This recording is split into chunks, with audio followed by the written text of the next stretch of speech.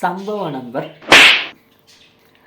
தைப்பூசத்துக்கு அடுத்த நாள் நான் ராகலை கோயில் போயிருந்தேன். இப்போது நான் ஊர்லேருந்து வந்திருக்கோம், என்கிட்ட ஸ்லிப்பர்ஸ் எதுவும் இருக்கலாம். நான் என்ன பண்ணேன், சரி ஷூ இருக்குதுன்னு அப்படின்ட்டு இப்போ நான் அம்மா அப்பா அண்ணாவோட தான் போயிட்டுருக்கேன். இப்போது போயிட்டேன், பார்த்துட்டு உள்ளுக்கு போயிட்டு மெஸ்மரைஸ் ஆகி அது வேற மாதிரி இப்போ அப்படிலாம் ஆகி உள்ளே போய் சாமியெல்லாம் கும்பிட்டு நான் டவுட்டில் வெளியில் வந்து முதல்லையே பார்த்தேன் ஷூ இருக்கான்னு. இருந்துச்சு. நான் அந்த வெளியில் வந்து பார்த்த கேப்ல என்கிட்ட சொல்லிட்டாங்க கோயிலில் அன்னதானம் உண்டுன்ட்டு.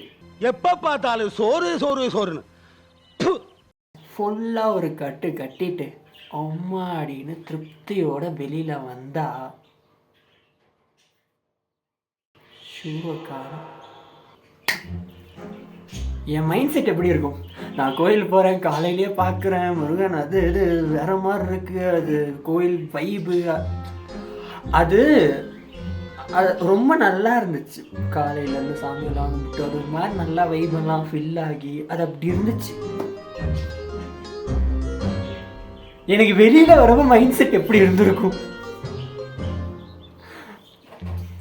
ஒரு வார்த்தை கூட யோசிக்க விடாமல் பண்ணிட்டீங்களேடா. இல்லை எனக்கு புரியல, அது அது தூக்குனதுக்கப்புறம் எப்படி உங்கள் மைண்ட் செட் இருந்திருக்கும். ஒரு மாதிரி ஃப்ளெக்ஸ் பண்ணியிருப்பீங்களா, நான் அப்படி ஒரு ஷூ அடிச்சிட்டேன் வேற மாதிரி.